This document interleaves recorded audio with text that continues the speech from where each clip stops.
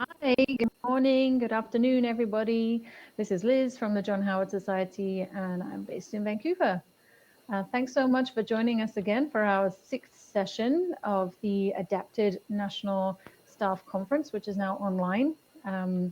If you've attended before, you've seen me presenting and introducing people who were presenters at our National Staff Conference that would have been taking place in Kamloops in May. But as it is, we're now in this online format. So I hope you've enjoyed the sessions to date. If you're new to the series, welcome.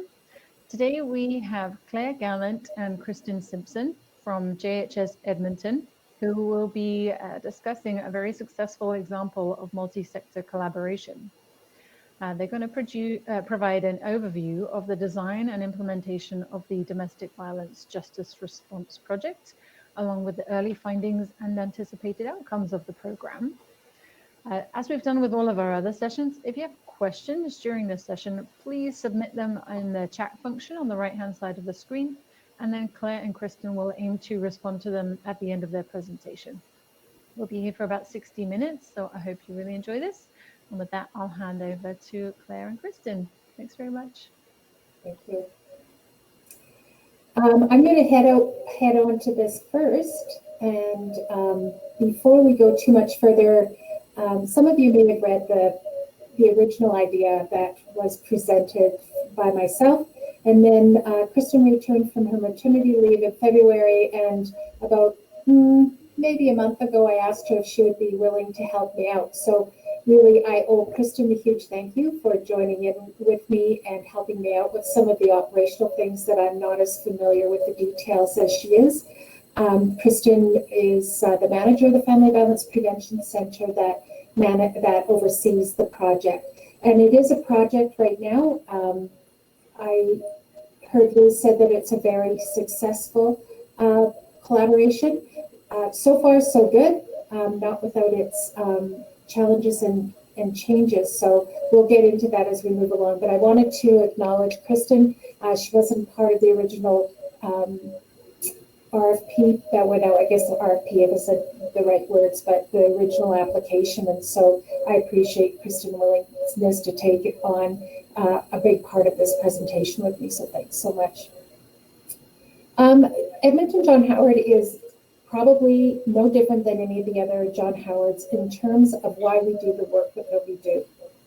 Just a few details about what we do that's maybe unique to our agency that may not be a part of other agencies within the John Howards Canada, is that we've really done some significant work in working with victims as well as the offenders or accused. We started in 1949, so we've been in the community for a very long time. And in the early 90s, we started a program with not domestic violence, but it was our victim assistance program. And that was the introduction of our agency starting to serve our clients that are impacted by crime. And so that was our way of stepping into the community of services that is maybe different than some of the other John Howards in the country. With that perspective from our organization that we wanted to serve those impacted by crime, both the accused or the offender as well as the victim, we started our victim assistance program, as I just said. And in 1993, when we started that program, it was whomever had been impacted by a crime within the community. In 2002, we began to focus our services just on the domestic violence courts. We were recognizing that a large percentage of the work that we were doing was coming from or being needing to be involved in the domestic violence courts. So we thought, let's just focus our time and our energy on that. And so since that time of 2002, so for the last 18 or so years, we've been focusing the work in domestic violence. During that time, in focusing with working with just the domestic violence courts, we worked quite closely with our City of Edmonton social workers that serve out of the domestic abuse high-risk team. So they take the clients and work directly with police with clients that are involved in what they consider to be a high-risk incident. And so EPS and DART and ourselves have been working informally together for several years. Probably out of that 18 years of focusing on domestic violence, I'd say a good 10 to 15 of those years is working in that partnership with the City of Edmonton social workers, with the DART team, and also EPS. What we recognized over the years of doing the work together was that we often had clients that were getting lost in the system.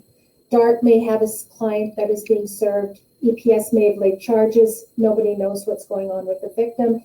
Things were getting lost and scrambled. So even though the three of us tried to work together quite frequently and tried to communicate as well as we could, there was gaps in the process. There were times when somebody was being charged or there was charges being laid and the victim was nowhere to be found. Nobody could find them. There was no record of where they are. And then at other times, there was a victim that was being identified and provided service by seven or eight different organizations. And so some clients were being overserved, other clients were being underserved, and then there was the clients that were just getting lost in the process. They were overwhelmed, they didn't know what's going on.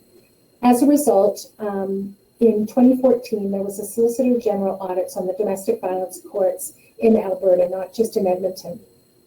And in that report, they found exactly what we were experiencing, that there's a significant amount of loss of those victims being kind of lost in the process, or they were being served inefficiently or ineffectively. I know that there was one incident way back in the day where a victim received 7 letters from different service organizations saying we're here to help you through your domestic violence court process. Then there's others that would show up at the courtroom, didn't even know anything was out there available to them. So again, this Auditor General's report was picking up those issues that we were already experiencing. And to give you an idea of what the numbers are like in Edmonton, to give you an idea of the sizes of our potential size of our caseloads, is that on average, the Edmonton Police Services receives about 8,000 calls per year of domestics related. So that would go to our domestic offenders crime section calls, and that's our EPS section that would respond to those calls, and they get about 8,000 of those a day. Of those 8,000, there's about 2,500 that are intimate partner violence specific. And those are the clients that we are focusing on during this project. We couldn't take on all domestic violence calls at this time. We just didn't have the manpower to do it. So we chose that intimate partner violence charges as the clients that we were going to be focusing on. Of that 2,500, that DART team that I spoke of that deals primarily with the high-risk clients, there's about 800 of them that are being served through that program, 800 victims that are served through that program on an annual basis. So that left about 1,500 to 1,700, depending on how accurate the numbers are, that were being served in this kind of hodgy-podgy sort of way. And so the City of Edmonton, the EPS, Crown Prosecutor's Office, and ourselves had talked on several occasions of how do we work together to make this a more efficient system. What is it that we need to do to make this better? And so that our clients weren't being frustrated, the courts weren't being frustrated by the inefficiencies within that domestic violence courts.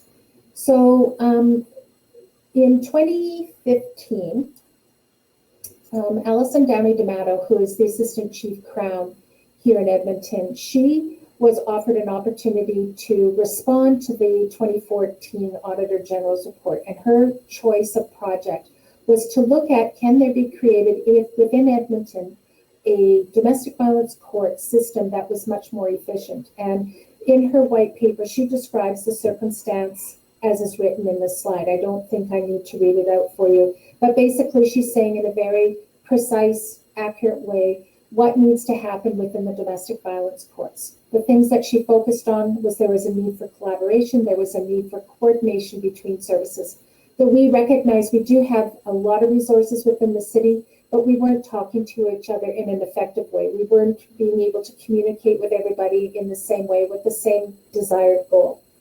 So in short, what we recognized was that the current system wasn't working and that we could be doing a much better job. And Allison chose to take that on as her project, and so she did do that. When she received her white paper was accepted in 2015. And so from the year of 2015 through most of 2016, we continued to have informal conversations between ourselves, between the Crown Prosecutor's Office, between EPS and the DART social workers. We were the primary people that were, for the most part, addressing the majority of people that were coming through this inefficient system. And we started having more and more conversations. Lots of them were just spinning our tires, recognizing that this is not working, that we're wanting to do something differently, but we could never seem to come up with a process or a way of doing it or who's going to do what in a way that was efficient. But what we found that we were able to do was we were starting to gain some momentum within the community, because what we would do is we would, the 3 or 4 of us would meet and say, this isn't working, what should we do better? And we'd say, well, what maybe so-and-so is doing. And there's another organization, and we have a program here in Edmonton called KIA, which is a Community Initiatives Against Family Violence. And that's an organization that kind of works to coordinate and support all of the domestic violence focused programs within the city. So we spent time with those organizations saying, what would you think that you would need? What would you like to see happen if we were to get us all organized to do this court process differently? So we did gain some momentum. And then in November of 2016, what we did is we pulled everybody together in a large meeting and we said, look, we all know this is not working. We all know we could do something better. Clients are not being served in the way that is most advantageous to us. It's creating frustrations within the court system, and the judges are frustrated. Victims don't know what's going on. They haven't provided any supports. They're not coming to the docket court process with any real understanding of what they need to do or their responsibilities in the process, what they don't need to be responsible, and how they need to interact with the court process. So we gathered all of these people together, and we often within the partnership we often refer to the November 2016 meeting, and this is the meeting that we're referring to. And we were able to pull together about 30 organizations, and not just organizations in the community, but government offices or government ministries that were being impacted by this inefficient system. So there was representatives from Children's Services, from Alberta Justice, from Probation, from Correctional Services. We all got together and said, this is not working, what can we do better? So what we did is we had a facilitated conversation, and it was a unanimous decision, this has to change. And so that group of 30 people said, let's do something about this. What we also recognized very clearly was this wasn't just a communication problem between different community organizations in the city of Edmonton. This was actually a systemic issue. It was impacting the judicial system.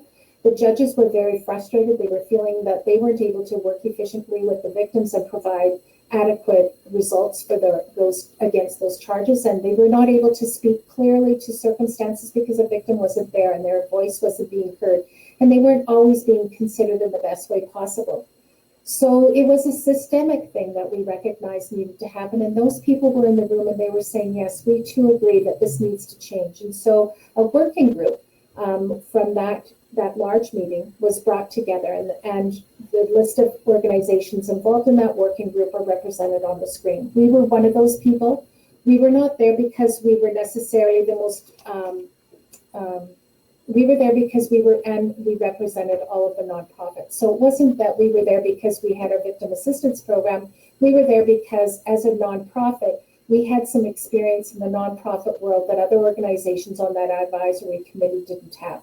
EPS didn't understand what nonprofit life was like. I remember at that meeting in November 2016 explaining to one of the staff sergeants, he had a white shirt. So is that a staff sergeant? No, that's a inspector. And he said that he couldn't understand how we could function when we only got our grants on an annual basis, and how do you make plans and how do you do a work. So there was a real disconnect in what we were all understanding of each other. So we tried to have on the working group a representative from all of those different people. The EPS was there, the staff sergeant from the Domestic Offenders Crime Section has participated in that along the way, the Assistant Crown that wrote the white paper, ALLISON DOWNEY-DAMATO was there from the prosecutor's office. Alberta Justice and Solicitor General stepped in and they said, as a funding body, we want to be participating in this and also be helping in the process of developing this collaboration, because it's a systemic issue that they're influencing and they have the opportunity to provide support to. They wanted to be a part of it. We recognized that there was a significant amount of Aboriginal individuals that were being overrepresented in those courts. And so the Aboriginal Counselling participated to ensure that we were fairly represented by the Indigenous community that was also participating. The City of Edmonton, the DART social workers that I referred to, but there was something else that we received from the City of Edmonton, which I think was probably foundational to the success of our partnership getting together and being organized and accomplishing a significant amount of work. And that was that they have a section, a division of the city here, which is called the Center of Excellence.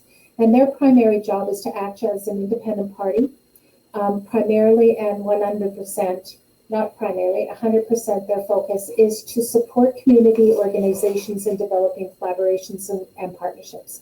So they came on board and they helped us in developing all of our work that we needed to do. They guided us through the process. And so if I was to look at this stage of it when we were just starting our work, one of the key to the successes of this was that we had that third party that was able to walk us through and facilitate for us all of the discussions that needed to happen along the way in order to create a partnership that was fair and equitable to everybody, that everybody's interests were being represented. And it was a third party that wouldn't get stuck in all of our own personal agency agendas. They would remind us of what we're wanting to accomplish and that we were here to make the systemic change. And so that was very helpful for us to be involved with. Another part that was significant for us, and again, another key factor in what we were able to learn in our process of developing this partnership, was the need for the input from lived experiences. So the City of Edmonton, those DART social workers that I was talking about, they have a group of individuals that have gone through a domestic violence circumstance within their own life, and they're in a support group and an advocacy group within the city, and that was organized for many, many years. I don't know where they're at right now, but they were significant in providing us really useful information as we were starting to evaluate the problems. What was the problem that we were wanting to solve? The Ethnocultural Committee is another committee from that Kiev group that I was telling, the Community Initiatives Against Family Violence. They have an ethnocultural community that is quite large and representative in that group, and they provided us a significant amount of information on what is the lived experience within that multicultural community. The Indigenous community, again, Aboriginal Counselling was able to tap into that for us and provide us that information. So I would say that another key part of what has been, I think, a success for our development of this partnership is that although it was a systemic change and those people need to be present, and they have been all along, we also needed to have the voice of those who are going through the everyday experience of both trying to get through the docket court process or the criminal justice process, but also they have gone through the everyday experience, so that as our workers speak with them, our work can be informed by their experience and what their learnings have been. The next part was doing the actual hard work. I've given you an idea of who's sitting at the table, who's being represented, and why we chose the groups that we did to be involved with, and why we've been focused on those lived experience groups and the different levels of government within our working group. Collaboration takes time. It's not a fast process. It's not an easy process. And I think to a certain degree, timing is significant in a successful partnership as well, or working towards a multi-level partnership or collaboration.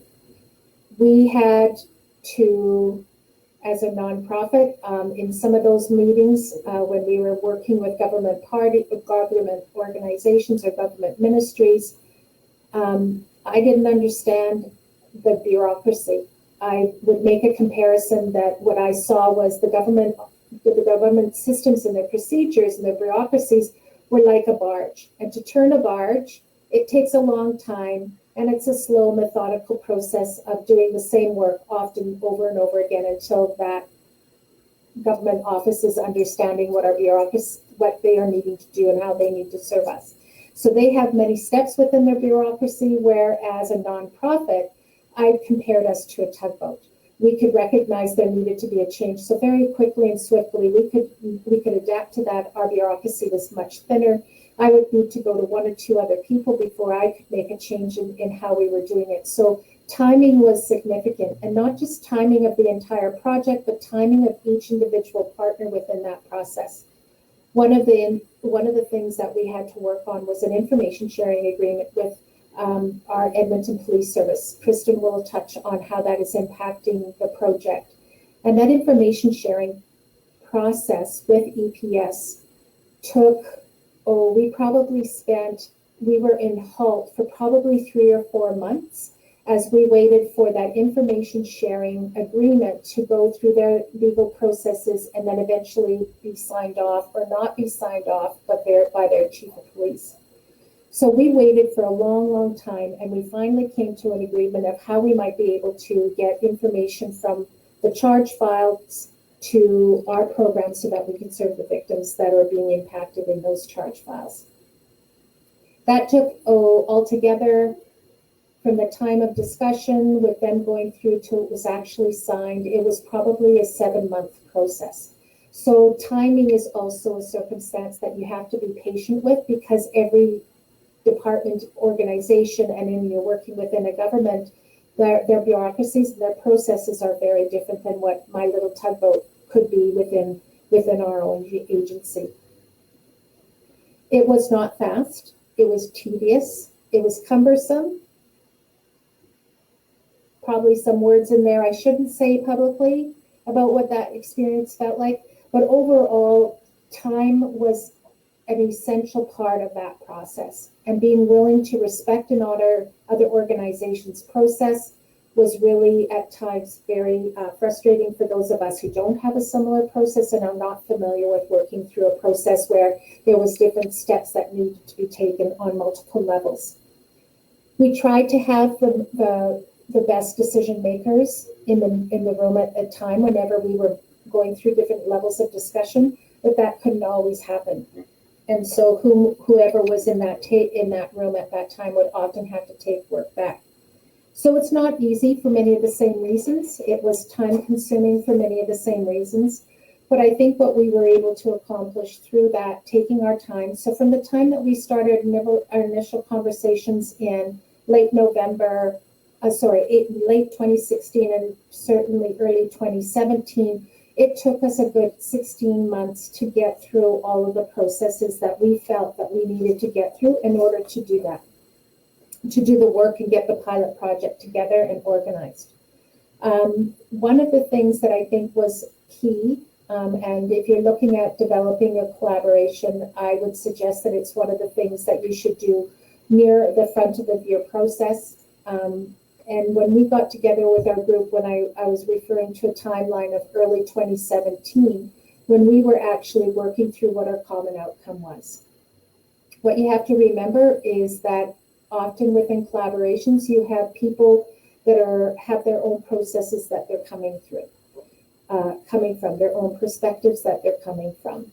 And so there were many times when there were probably 6 of us that were sitting at a table at any one time, and each one of us were in positions of authority within our own organizations, and so we had very clear ideas of how things should happen and when they should happen and to whom they should happen.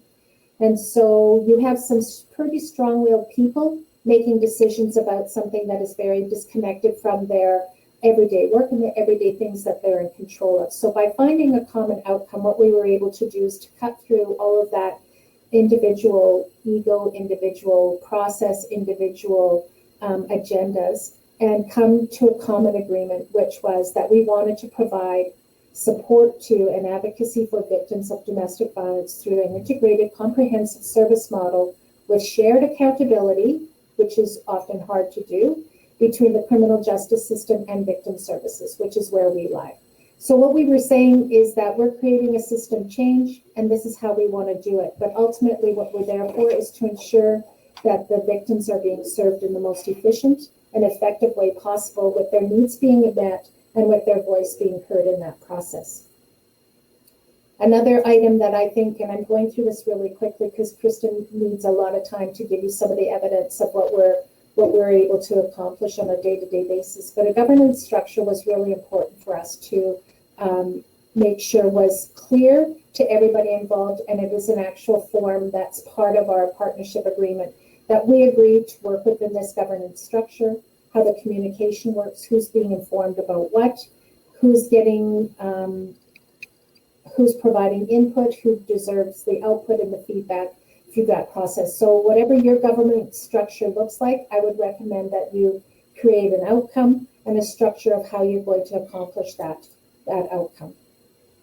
For our service delivery model, which is really the key of what I'm talking about, the boring background, my husband and I have renovated 4 or 5 houses throughout our marriage, and I always find it really frustrating because he thinks it's really important that we spend lots of time and money on things like electrical and plumbing and foundations. And I think that that's really boring because I just want the pretty things on the outside of the walls. And that's kind of the way the collaboration works. If you don't have those good foundational things, a good foundation to the project that you're working on, a good system behind the scenes that is supporting the project, it's going to be very difficult for that project to move forward successfully. And I think to date, we've been able to find that background information has really been a good support as we look at our service delivery model. It has been the backbone of our service delivery model as we've gone through negotiations and discussions about how this is actually being implemented. That background information that we accomplished through our partnership way in the very beginning has been foundational to ensure that we have that support going through to the long term of that operations of this project. When we started to discuss our service delivery model, we were very fortunate. Calgary Homefront is a model that we found to be very appealing to us. We thought it would be able to provide us the foundation that we would need here in Edmonton. We had to modify it significantly, well, not significantly, but as would be understandable, because how things work in Calgary is very different than how they work within Edmonton. And so we were able to look at our service delivery model and provide a really solid template of what we thought would work in Edmonton. And so in a way, when we were talking, or when I was talking earlier about the lived experience groups, I think that the Calgary Homefront model is probably also a lived experience group that we've been able to learn from. They've gone through the process. They took the 30 years, sorry, not 30 years, but 20 to 25 years to get their model functioning very well. We were able to speak to them, and they cut off many years of work that we won't have to go through, because they were so generous with the information that they have provided us in terms of how we should set up a model of service that would be as efficient as we wanted to have here in Edmonton. So we adapted their model to our Edmonton community. And this is a new drawing. Kristin kind of looked at me and said to me, this doesn't make sense to me, and I'm hoping that I can make sense of it to everybody else. When we were talking to our lived experience groups, what we learned was that often the victim felt that or the complainant felt that they didn't know what was going on. Everything else was happening around them, and sometimes they felt as though it was happening to them. And so when we looked at our service delivery model, we wanted to make sure that the complainant was at the center of the process, that they were heard, that they knew what was going to happen to them through all of the different steps that they were going to be moving through. And so we created the service delivery model. And I hope we created a service delivery model that we hoped would provide them with a service or a system that allowed them to feel central in the process. So from the time of incident, which is that gray box, it goes to the EPS assessment process. The EPS assessment unit will decide through their processes of whether or not this is a high-risk incident, or if it's we can categorize them really theoretically, but anything that is not a high-risk incident would come to our program. And after charges were being laid, then it would come to NALA. So in this process, the incident, the assessment is done. If it's decided it's a high-risk file, it goes to the DART team, they process things, and they interact with our justice support workers as the proceedings go on into the court process. Once charges are laid, if it's not a high-risk file, it comes to NALA directly. One of the things that has happened, and again, this is a timing thing, is that from the time that we start the project to the time that we are currently working, we have a change of the chief of police. The chief of police that we had previously had a very different version of what community supports and how to interact in working with clients in the community than the current police chief has. When we went forward to the current chief of police and said, this is where our barriers are and this is what we're having difficulty with, he tasked his one of his inspectors to make it his personal responsibility that we had a clean referral from EPS directly to our program. So again, timing made a difference, because the timing of this new chief of police coming on has had a significant impact on how successfully we've been able to reach the victims as quickly as possible from the time of the incident or the time that charges have been laid. So we now get our referrals directly from EPS within a shorter period of time from when the incident happens to them getting referred, the victim being referred to the NALA Center. The NALA Center is the name of our program for the domestic violence justice response. The NALA Center is able to look at those clients, and from the time of referral, we are able to, within a very short period of time, talk to those victims, get the information that we have, and we are able to provide the legislative requirements, which is the victim impact saying financial benefits and restitution. We're able to talk to them about those things and then start to prepare them for the criminal case process. I'm going to let Kristin take over from this part, because really it's once we get to the court process that there's a significant change in how we are serving these victims. So Kristin, she's going to give you a real kind of, you can take over the slides for now, Kristin. She's going to give you what a real service delivery model looks like, and I'll back off and she can take it from here on the day-to-day workings of the project. Sure. Thank you, Claire. So I've got a few topics I'm going to touch on, but as Claire mentioned, we are getting those referrals directly from police, and that is extremely important for us to be able to do our work. If we did not have those referrals directly from police, it would be much more difficult for us to connect with victims. So that relationship that we've built with EPS in order to get those referrals has changed this whole service delivery model. So something that is of note to say in this is that we are getting anywhere from 15 to about 30 referrals from EPS every week. And that is only intimate partner violence. That's not even all of the domestic violence that we're seeing in the city. It's only IPV. And so we are only 6 people. We have 6 justice support workers, and we have a coordinator that oversees that work, and then myself as the manager overseeing the bigger picture of it. But we have 6 workers, and 6 workers that are carrying a caseload of about 100 per person. So that equals anywhere between 600 and 700 files that we're seeing. And to go back to what Claire was saying, we got those referrals directly from police starting in December. So we're December to July. We're not even a full year yet, and we're already seeing anywhere from 600 to 700 files on our caseload. So having that direct referral has really been a key component to ensuring that we're getting to the victims as quickly as possible. So it's quite a large caseload that our, and I'll refer to them as JSWs, but our justice support workers are taking on. And as Claire said, they're ensuring that they know about financial benefits, victim impact statements, restitution. They're ensuring that they know what community supports are out there for them. They're ensuring that they know if they need a housing application form filled out, or they need some help doing income support applications, or they need a counselor, those types of things. So they're trying to connect them with community services as well. Also doing in the meantime constant safety planning and risk assessment to ensure that the clients are safe throughout the docket process and beyond as well too. So it's quite a large responsibility, a list of responsibilities that these JSWs have, and you can imagine that 6 doesn't cover it. So we definitely need more workers in order to be able to continue these services if we are going to see more files continuing to come in through APS. But they're doing an excellent job right now of managing those files, and we've seen some really great positive outcomes that I'll talk about. So some of the things I do want to touch on are a partnership. Claire referred to it as well. And I'm also going to shift over a bit to our early case resolution, or our ECR process that I call it. Some of the outcomes that we've seen already from that process. And then I'm going to shift a little bit to talking about COVID and how that has impacted what we do, and how we've had to realign and adjust and make changes through all that. Then I'm going to talk a little bit about our virtual process and how we have had to change our in-person process to a virtual platform because we're no longer able to meet as a group.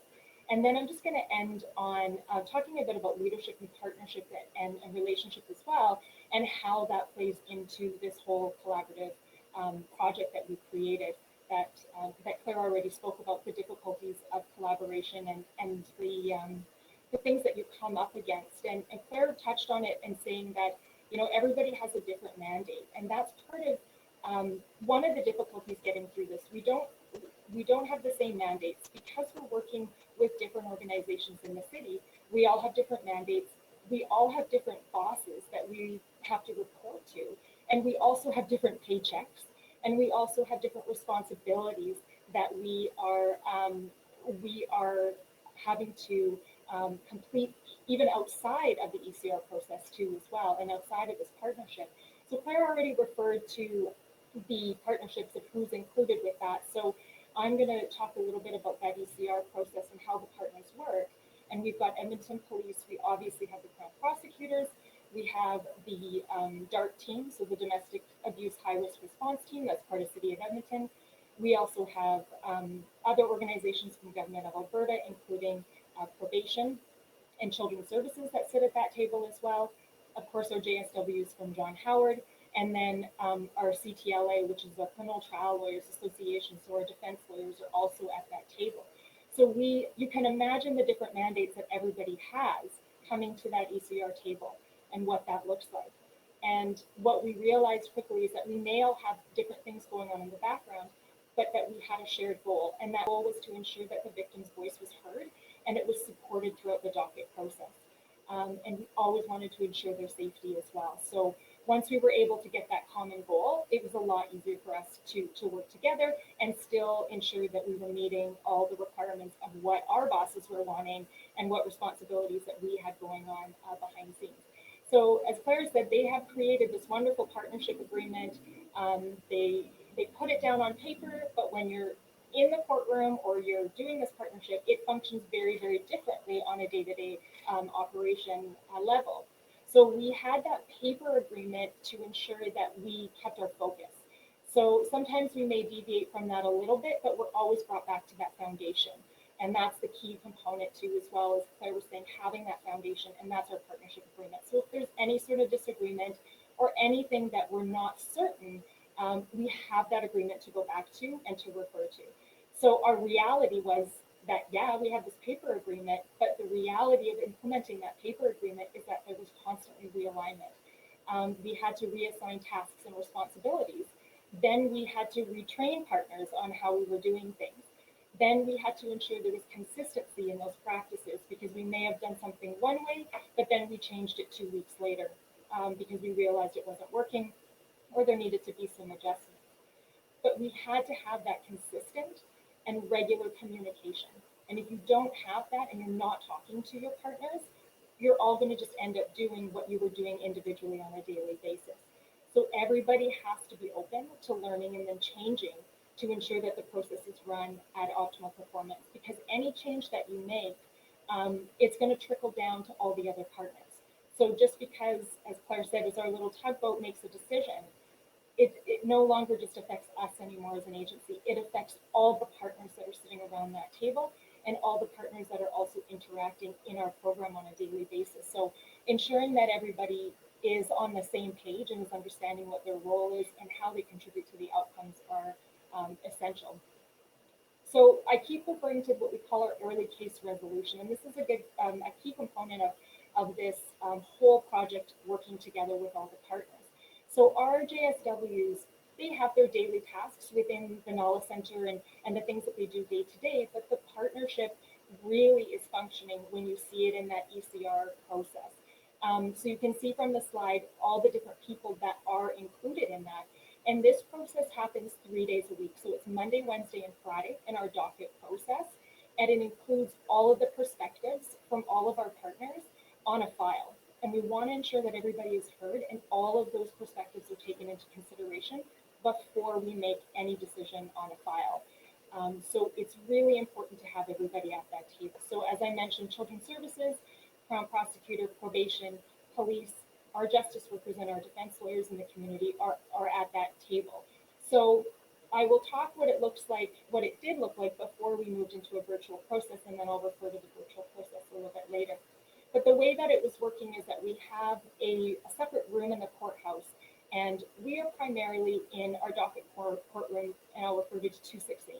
So that is our family courtroom that all of our IPV files go through. And we have an A and a B crown. So our A crown is in the courtroom speaking to all the matters that are on the docket list. And in that same room, we also have one of our JSWs in there as well, listening to the outcomes of the files. And they're relaying the information back to our JSW who's in what we call our back room, or where our ECR table is. So around that table, we have all our partners sitting there. And the crowns, we have a crown in the back room who's a B crown. And they're sitting there talking to us at the table, getting information from us, and then relaying that information back to the A crown by chat to the A crown in the courtroom, so that they're able to present what conversations have been happening, and so that we can provide the best outcome as a group for that particular file. So we have 2 JSWs that have to be there 3 times a week. We have 2 crowns that are there 3 times a week. We have a dedicated police officer who is there. Probation, it has been coming more often now, actually, that we're doing virtual, which is great because we weren't able to get them into the room when we weren't doing a virtual process. So that's been a positive outcome. We've had Children's Services there.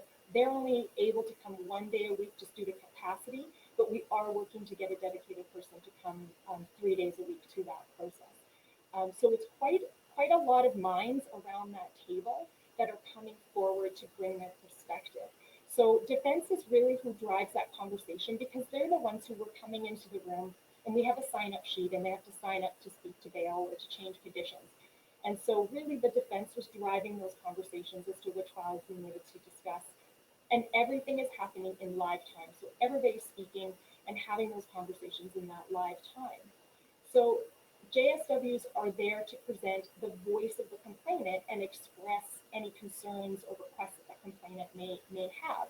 And then, of course, we have the JSW in the front in the courtroom communicating back to our JSW any outcomes, so we can then quickly communicate back to our victims as quickly as possible. So that information is getting to the victim a lot sooner than it was before this process came about.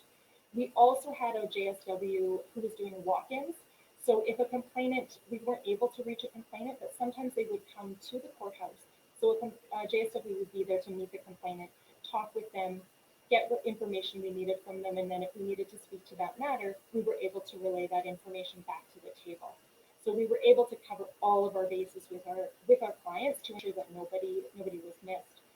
Obviously, police is sitting there reviewing any past history or pertinent information of the accused that is ensuring the safety of the complainant. Probation is going to be there also looking at any past history, or if the accused is currently on probation, and providing information again to ensure the safety of the complainant and compliance with those conditions as well. Children's Services, they're also there ensuring the safety of the children, the complainant, and they're there to also talk about how the accused fits into the family dynamic and the current family dynamic and what contact is happening, so that we can ensure that that family dynamic is maintained and the safety of that dynamic is maintained as well.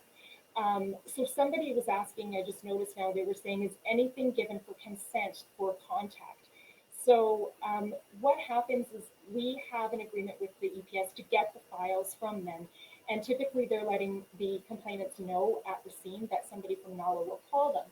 And then when our justice workers call, they explain the program to the victim or to the complainant and request their permission and to have consent to go through this program with them.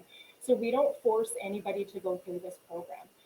If people don't want to participate, or if we're not able to reach them, then we're not forcing people to go through this process. So we do get that consent from them when we speak to them on the phone, when we explain what the program is and what's going to happen throughout that process. So yeah, that was a really good question.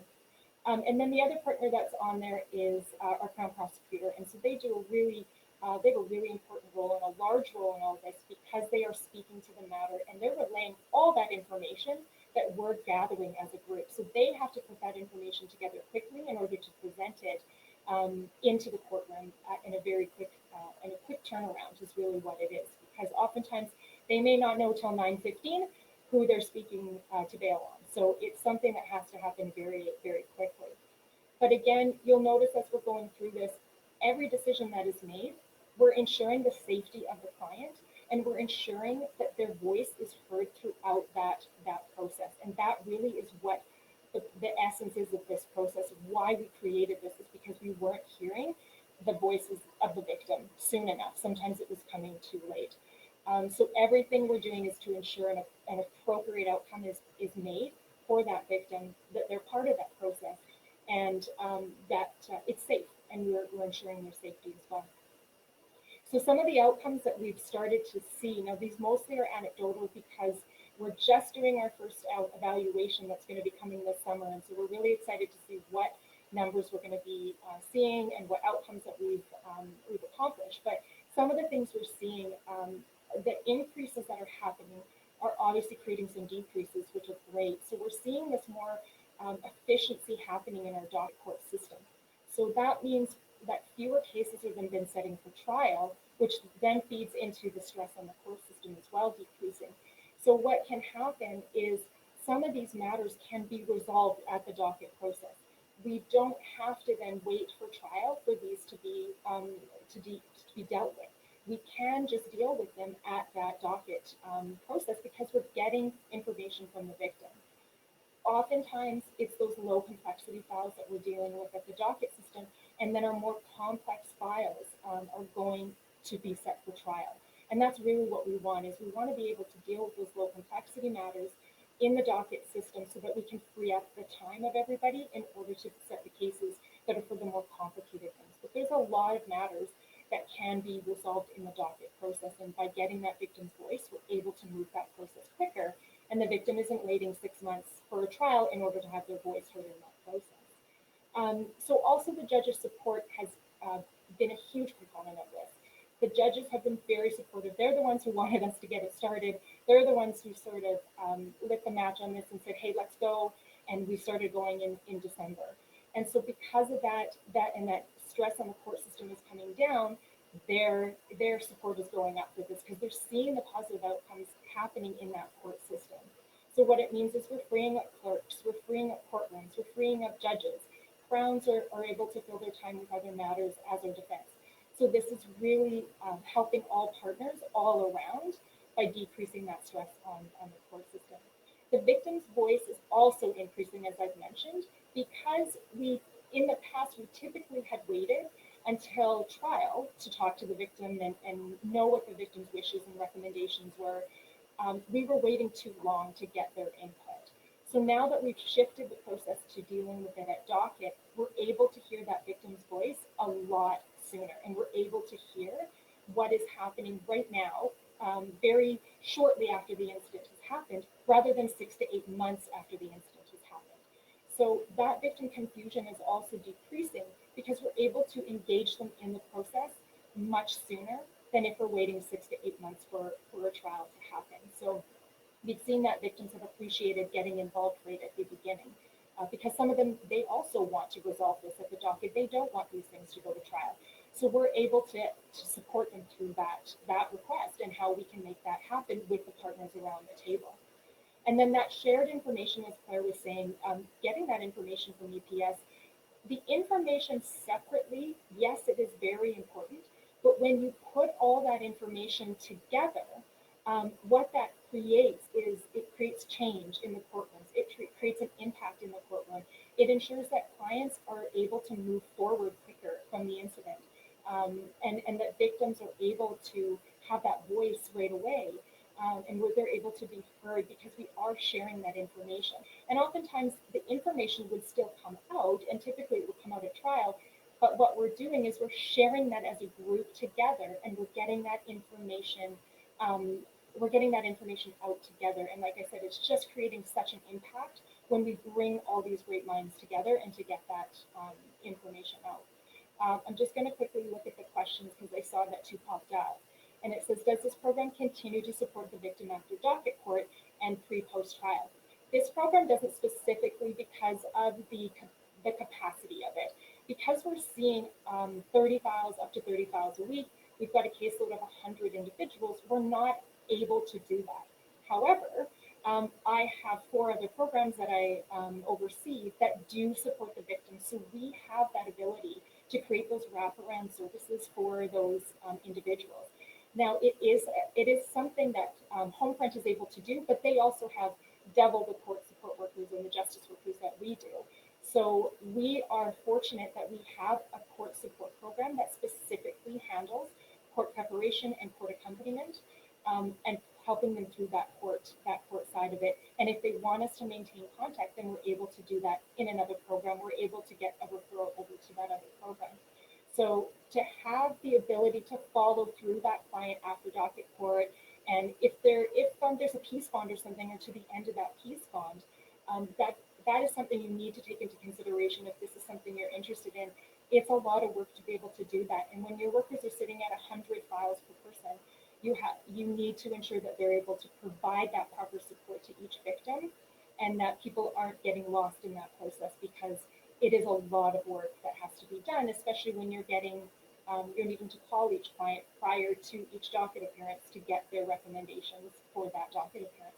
So it's a good thing to keep in mind if you are thinking of doing a collaborative like this, is that the people that you need is quite substantial, and you do need a lot of people power behind all of this.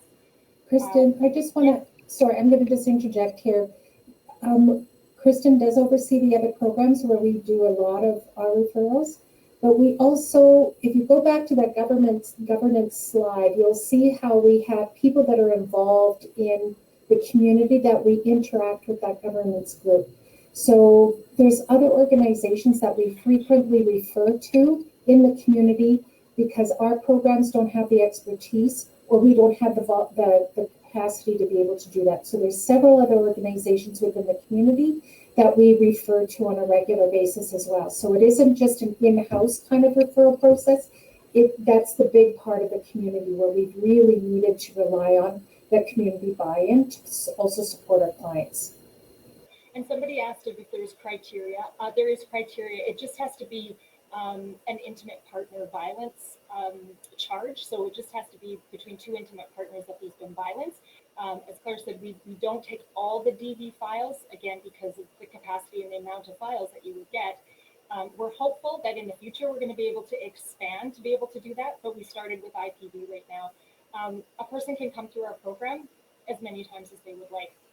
If there are 5 files that they're on, we help that person through all 5 of those files, whether it's the same accused or it's different accused on those files. So really the only requirement is that it's an IPV charge. And then we take that file on from Edmonton Police. Their assessors send us that file. So I hope that answers that question. So moving into this is the reality we're living in. So prior to COVID happening, we had this lovely table that we all sat around. Everyone came together 3 mornings a week. And now we move into this COVID pandemic that we're now experiencing. So I just kind of outlined briefly what we've experienced since March. And March was really when all the major closures started to happen. And we saw this mass exodus from downtown in Edmonton. And shortly after that, our justice support workers and our other partners started working primarily from home. And then again, very quickly after that, the law courts stopped doing any non-urgent court processes, and only urgent matters were heard. So those are your things like your bail hearings continued, any in-custody trials were going ahead, emergency protection orders, restraining orders, those types of things. Anything that was urgent, those were going ahead, but any out-of-custody matters, those were not happening.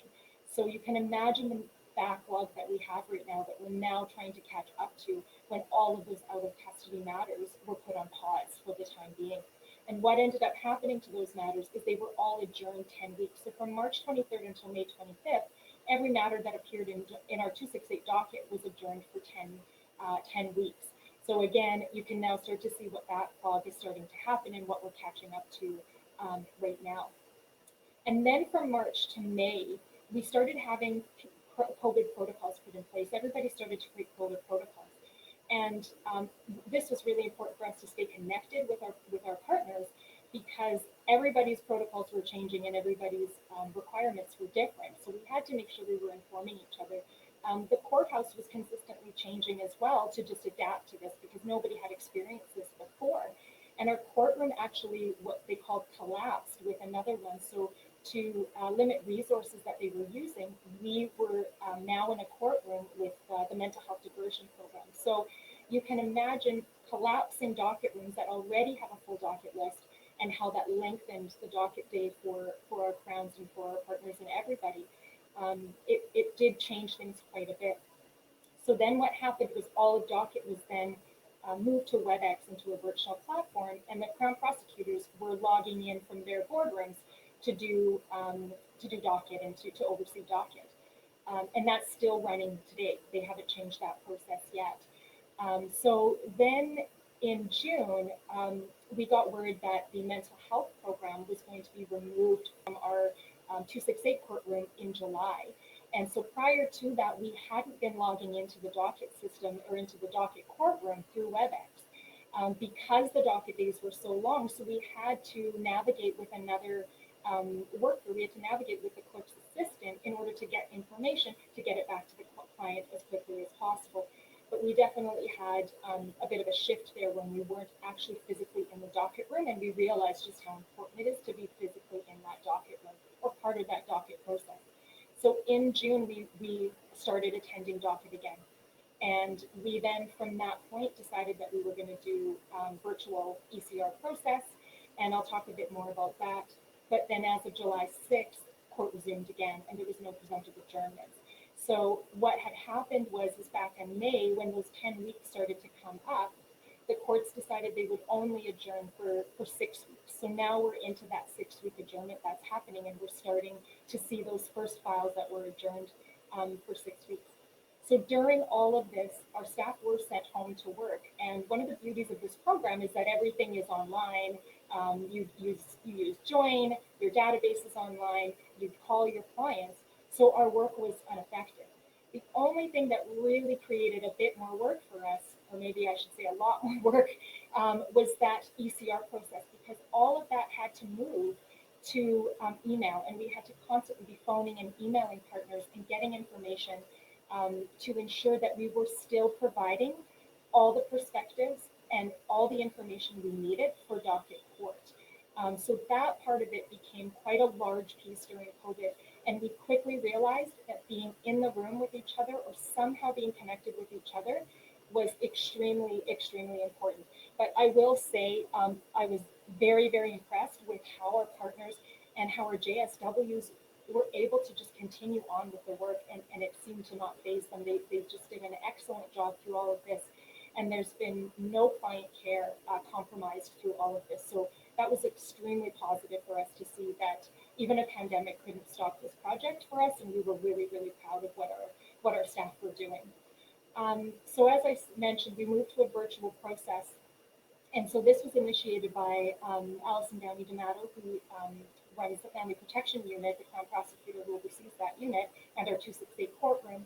And so we chose to use the WebEx platform to get all of our partners together because most of them were already using that platform.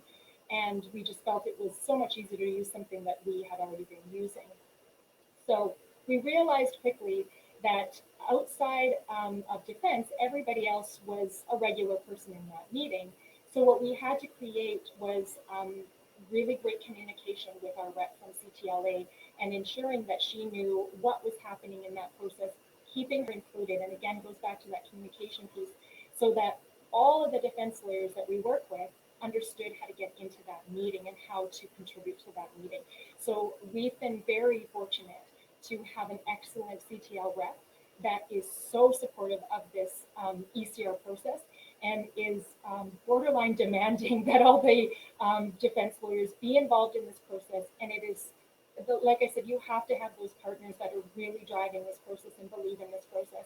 And I think we've got such a great group of individuals that have really bought into this idea and they can see the outcomes that are happening and that it is effective. So as of July 6th, we have launched our virtual ECR process.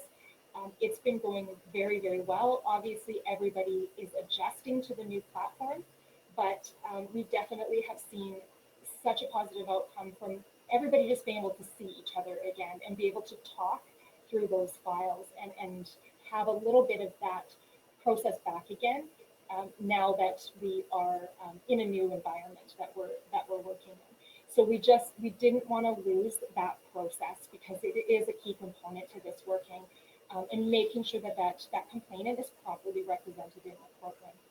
So I know we're heading up to about an hour here, so I'm going to briefly end on this. This is my last slide here.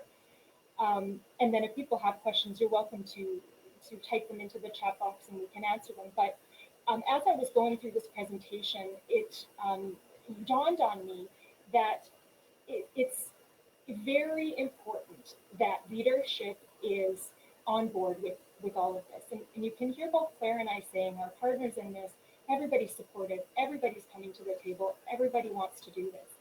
And so what I've learned is that having leaders that support those workers in that ECR process is going to create successful partnerships and is going to create positive relationships amongst all the partners.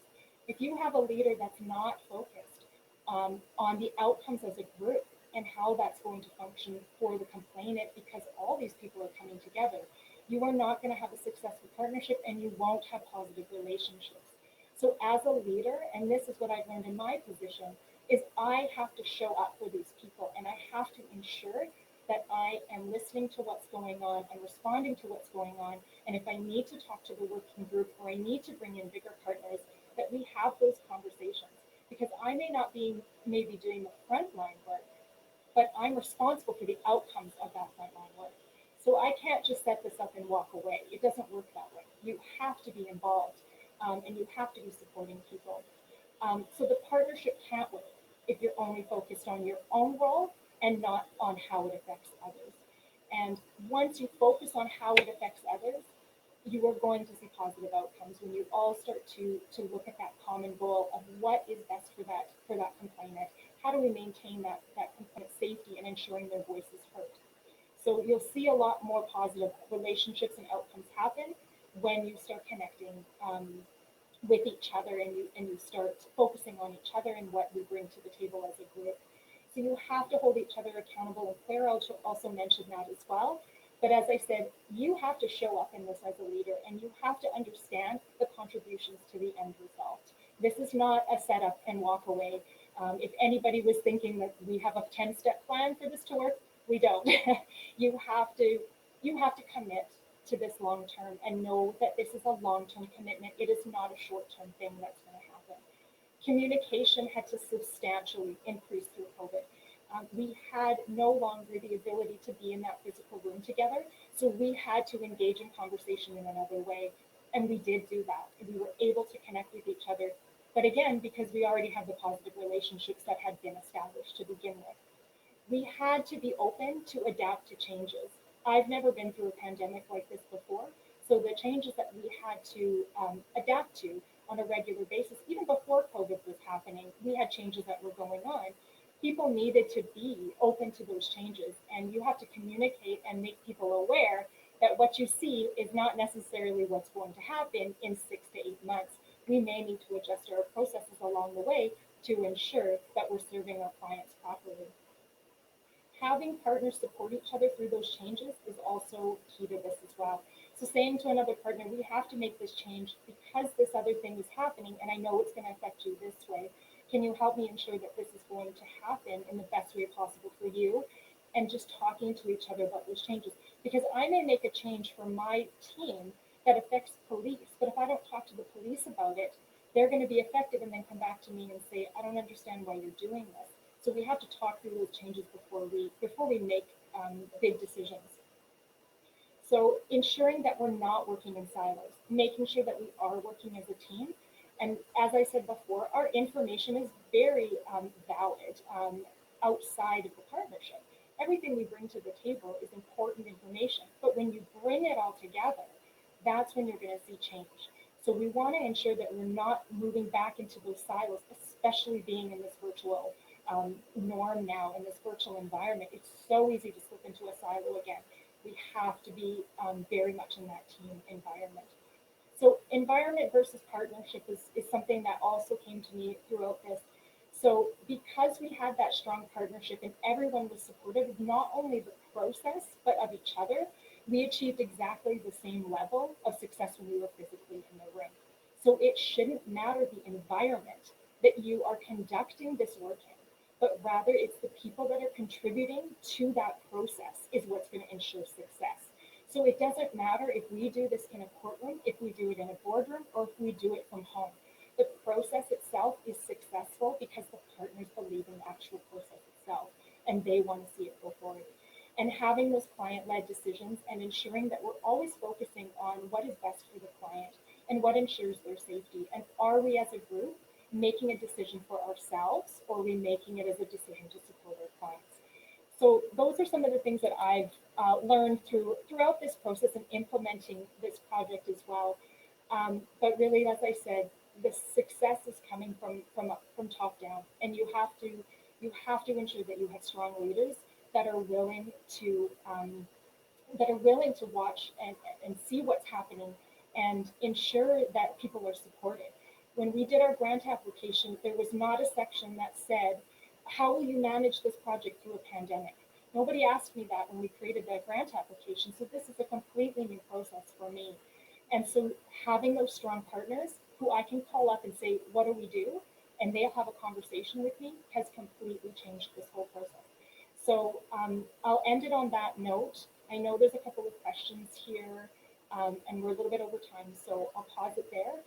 But somebody said, does this process create a space where a victim may choose a restorative justice path to dealing with their matter? So did you want me to answer that, or did you want to answer that? Okay. So currently, we don't have anything formal. However, we do have crowns that are very pro restorative justice and going through that process as well. So we have had we do have Crown support on going through that process. So nothing formal in place, but we definitely have supports from Crown for that. Yeah. And I don't know if there's, I think I managed every other question. So I don't know if there is our contact information is up there if you do have any further questions or you want to contact us. Thank you both so much. That was awesome.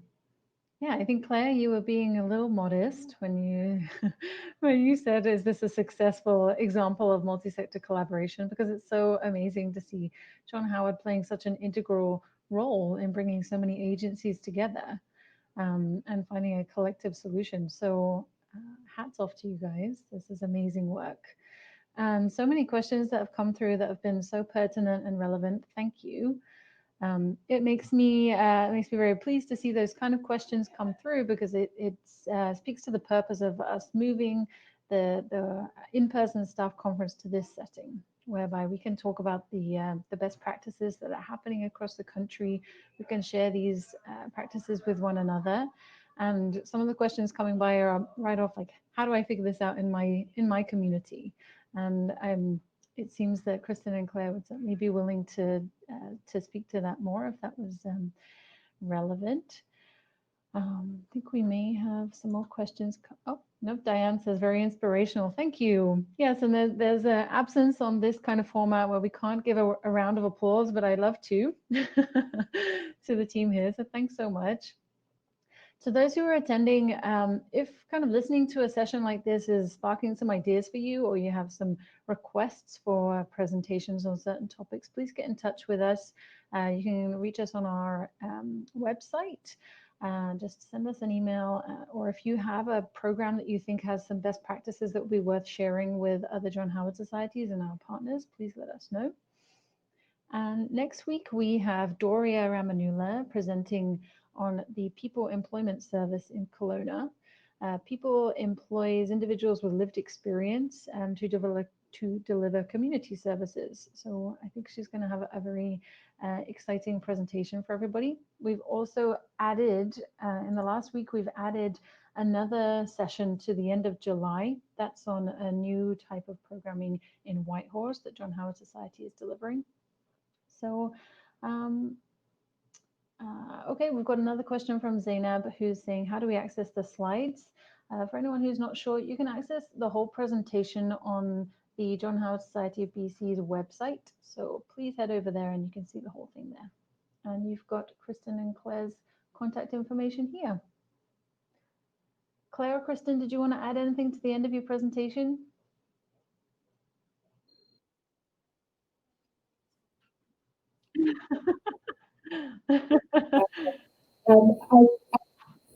I do know that the success that we've had. I did a presentation to victim service programs within Alberta in March, and I very quickly, just the night before, said to the head judge of the domestic violence courts, I said, are you willing to provide a quote? And she so graciously said yes. And I think the original Solicitor General's audit indicated the frustration and the discomfort that the judges were feeling in the current process or in that process. And what the judge responded to in the comment that she provided for me in March was that there's been a significant change. And even in the few months that we've been able to put this pilot into practice, they're seeing a significant difference in the services that our clients are receiving, and they're much more responsive and they're being heard. And the judges are very appreciative of how this process is speeding up that courtroom work. So yeah, we're very pleased with the successes that we've had. My point was that this isn't an ongoing thing yet. We got to pray for more money. So hopefully we'll be able to do that. Thanks for your work through the pandemic. Yeah, it's amazing, very inspirational. Thank you. Well, thank you, everybody. You've got the link there to the website if you want to take a look at previous sessions, and this one will be up. And we'll see you all next week. Thanks so much. Bye-bye. Bye-bye.